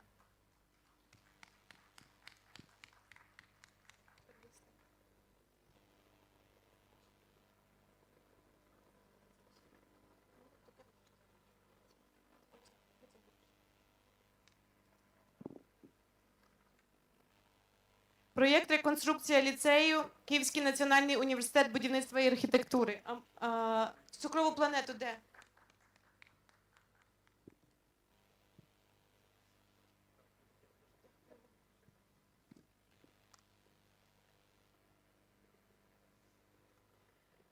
Шинкарчук Марія. Проєкт «Університетське містечко Г-41. Ідеї університетського містечка ПДТУ».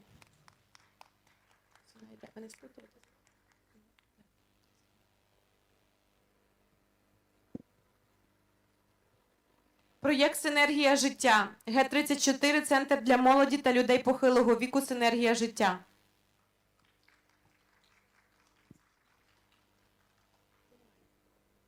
Шарикова Анна.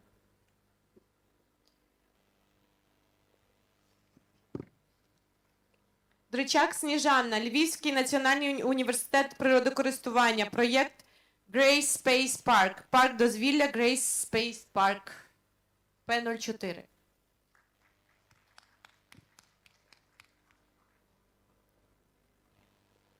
Architecture Without Borders, Норвегія, мені здається, ми тут точно вони не з нами сьогодні. Синявін Максим написано. Немає?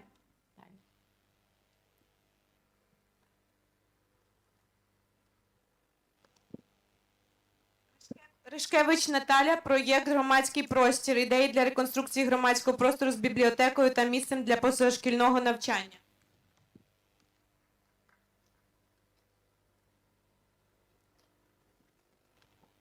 Балимова Катерина, Київський національний університет технологій та дизайну, проєкт «Порцеляна».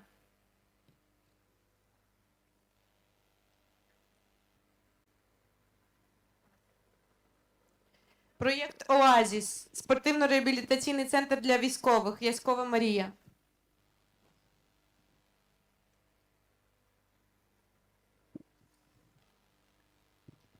Бугайчук Софія, Київський національний університет будівництва і архітектури, Contemporary Art Park.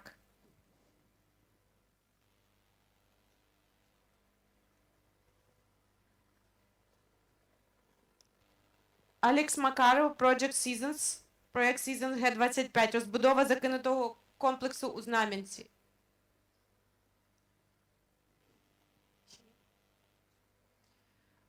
Власне, ми на цьому можемо сказати, що закінчуємо і завершуємо наш саміт. Ми вважаємо, що Family Photo було б вдалою ідеєю. Також ми вважаємо, що за бажанням кожен із керівників проєктів, які перемогли, можуть вийти на сцену і розповісти свою ідею, розповісти свій досвід. Тому, пане Олександр, всі бажаючі, хто брали участь, мають коротке таке фемілі-зустріч тут на сцені, ми запрошуємо. І ми маємо буквально 10-15 хвилин, аби ви могли розказати ваші враження, побажати натхнення іншим і сфотографуватися на пам'ять з нами. Запрошуємо всіх до нашої сцени. А потім на останні ремарки вже на нетворкінг в залі, що вище. Передаю також слово голові журі, поки всі спускаються і потрошки соромляться, і йдуть, чи не визначились, чи йдуть. Ми чекаємо вас, 30 секунд, family photo. Please welcome to family photo. All of you, we are kindly asking to join and to have this family photo together with us. Is this closing remarks for our summit, closing remarks for our hackathon. We're happy to finish this.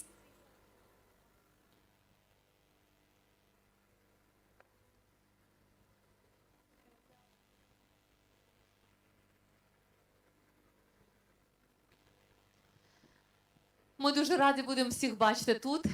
І хочеться ще сказати мені, як архітектору, всім учасникам, всім розробникам, це дуже важливий ваш вклад в відродження України.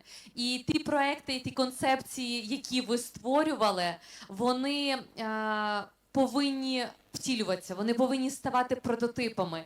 І найголовніша місія хакатону – це не лише забезпечити громади проектами. Дуже важлива місія хакатону – це, власне, продемонструвати громадам, які високого рівня креативності проекти можуть бути втілені в маленьких громадах, які часом не мають інституційної операційної спроможності для того, щоб замовляти в іменитих компаніях архітектурні проекти. І що дуже важливо виокремлювати цю частину проекту, передпроектні дослідження, концепція, і виводити її в окрему частину, працювати з командами, комунікувати з громадськістю, отримувати фідбеки від громадськості на ці проекти і звертатися до фахівців, до молодих фахівців, особливо до наших студентів, до міжнародних фахівців, для того, щоб отримати дійсно якісні концептуальні рішення. Дуже вдячні всім вам.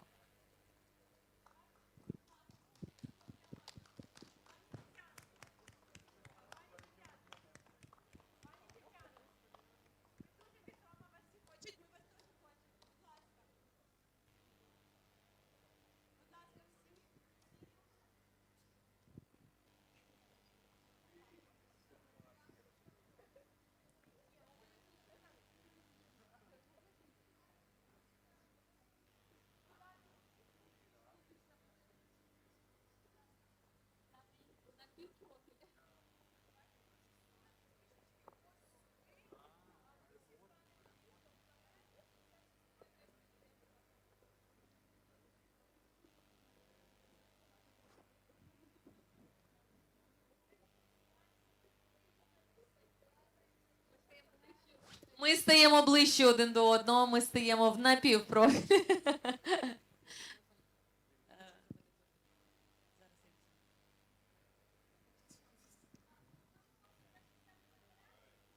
Давайте, хлопці, наперед, тому що ми не поміщаємося, панорама не складається, будь ласка.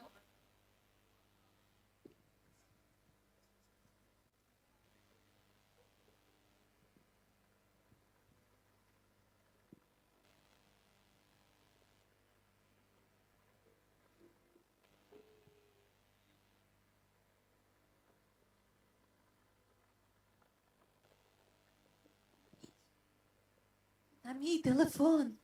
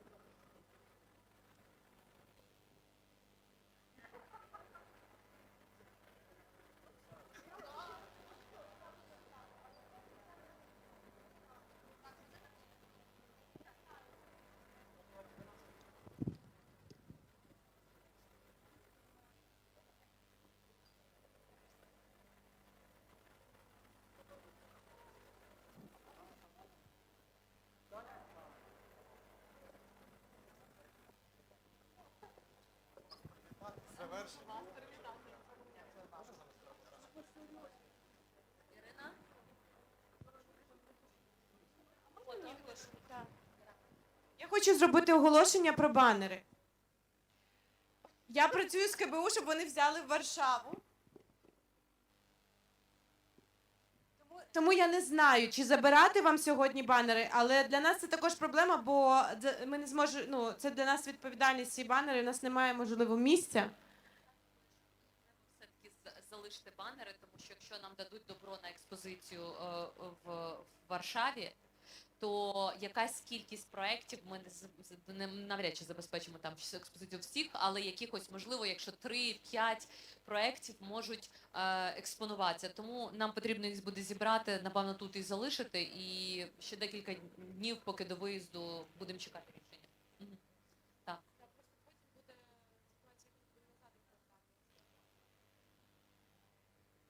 Ви можете, ви мали їх забрати. Сьогодні я побачила Лева і кажу, візьміть проєкти. І він каже, я подумаю. Тому що виступ Ірини буде, але